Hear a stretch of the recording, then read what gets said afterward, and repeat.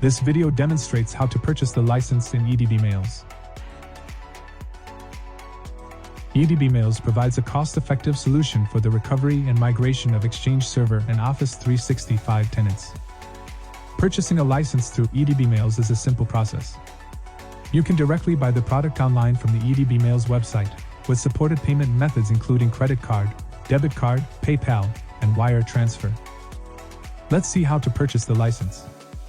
Click the pricing menu from the EdbMails website. Select the required product you want to purchase from the list of products. For instance, to recover and export an offline EDB file, select the EDB Recovery and Migration product. Select the one of the license editions and click the Buy Now button. There are two flavors in the Personal Edition: installations up to 10 computers and 2 computers.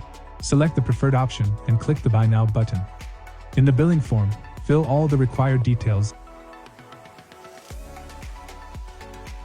Click the Pay Now button to proceed with the purchase using your card.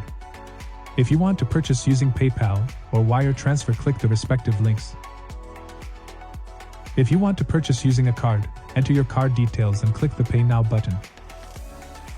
EdbMails does not require any separate key to use the application after purchasing the license.